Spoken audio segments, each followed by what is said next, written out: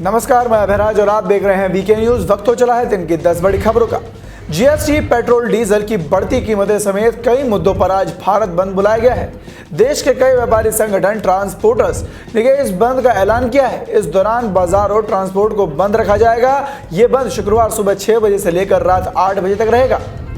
America ने गुरुवार को सीरिया में ईरान के समर्थित मिलिशिया समूह द्वारा इस्तेमाल की जा रही सुविधाओं को निशाना बनाते हुए हवाई हमले किए हैं। पेंटागन ने कहा कि इस महीने की शुरुआत में इराक में एक रॉकेट हमले के लिए हमला हुआ था। इस हमले में एक नागरिक कॉन्ट्रैक्टर मारा गया था और एक अमेरिकी सैनिक और अन्य गठबंधन सैनिक घायल हो गए थे। इसका जवाब देने के लिए हवाई हमला किया गया है। सीरिया में किया गया यह हवाई हमला बाइडेन प्रशासन की ओर से किया गया पहला सैन्य कार्रवाई है। मुंबई की गामदेवी पुलिस स्टेशन की सीमा से आज शाम कार्मिकल रोड पर एक संदिग्ध वाहन मिला। वाहन को देखकर आसपास के लोगों ने पुलिस को सूचना दी, जिसके बाद police bomb detection and disposal squad के साथ मौके पर पहुंचे। जांच के बाद वाहन के अंदर से जेलेटिन पाया गया। ये एक प्रकार का विस्फोटक है, लेकिन यह अभी असेंबल नहीं किया गया था। जिस जगह से विस्फोटक मिला है, उद्योगपति मुकेश अंबानी का घर उससे बेहद करीब है।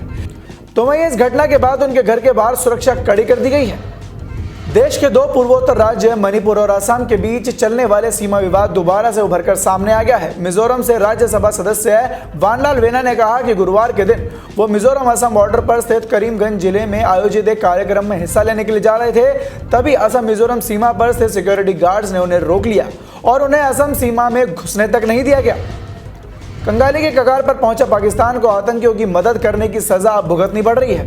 आतंकी फंडिंग पर नजर रखने वाली संस्था FATF यानी कि फाइनेंशियल एक्शन टास्क फोर्स ने आतंकी पनाहगाह बन चुके पाकिस्तान पर कोई नरमी नहीं बरती है।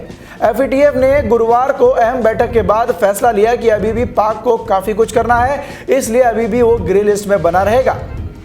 भारतीय तटरक्षक को अंडमान सागर से रोहिंग्या और शरणार्थियों से भरी एक बोट मिली है। इंजन फेल होने की वजह से ये बोट करीब 10 दिनों से समुद्र में भटक रही थी। भूख प्यास की वजह से 8 शरणार्थियों की मौत भी हो गई थी। वहीं बोट में करीब 64 महिलाएं और 26 पुरुष को बांग्लादेश के कॉक्स बाजार से लेकर चली थी। इन शरणार्थियों में 8 लड़कियां और 5 लड़के भी शामिल थे।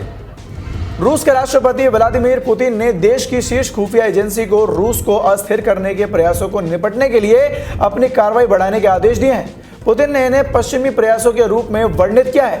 संघीय सुरक्षा सेवा के शीर्ष अधिकारियों की एक बैठक में बुधवार को पुतिन ने रूस को नियंत्रण करने की तथाकथित रणनीति का जिक्र करते हुए बड़े आरोप लगाए हैं। रूस के राष्ट्रपति ने देश को अस्थिर करने के समेत अर्थव्यवस्था को नुकसान पहुंचाने के जैसे आरोप भी लगाए हैं। गुजरात के मुख्यमंत्री विजय रूपाणी ने गुरुवार को एक चुनावी रैली में कहा कि उनकी सरकार लव जिहाद के खिलाफ कानून लाने जा रही है ताकि हिंदू लड़कियों को अपहरण कर धर्मांतरण रोका जा सके। वडोदरा में एक आगामी निकाय चुनाव के लिए एक रैली को संबोधित करने समय उन्होंने ये घोषणा की। उन्होंने कहा कि हम लव जिहाद के खिलाफ विधानसभा में कानून लाने वाले हैं। आने वाले दिनों में भाजपा सरकार अब लव जिहाद के खिलाफ सख्त से सख्त कानून लाएगी। दिल्ली को आने वाले कुछ दिनों में पानी की भारी किल्लत से जूझना पड़ सकता है। दिल्ली सरकार ने भारी जल संकट का खतरा जताया है। दरअसल ऐसा इसलिए क्योंकि कुछ समय से नंगल हाइडल चैनल की मरम्मत का काम शुरू होने वाला है, जिसके पहले 1 महीने के लिए बंद रखा जाएगा। ऐसा करने पर इससे राज्य में करीब 1/4 जलपूर्ति को प्रभावित होगी।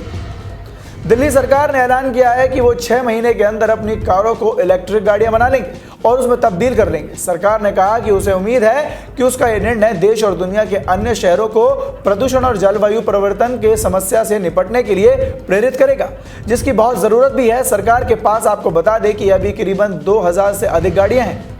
तो ये थी दिन की 10 बड़ी खबरें। फिलहाल के लिए सिर्फ इतना ही। देश और दुनिया की ऐसी ताज़ा तमाम खबरों से जुड़े रहने के लिए देखते रहें वीके न्यूज़। धन्यवाद।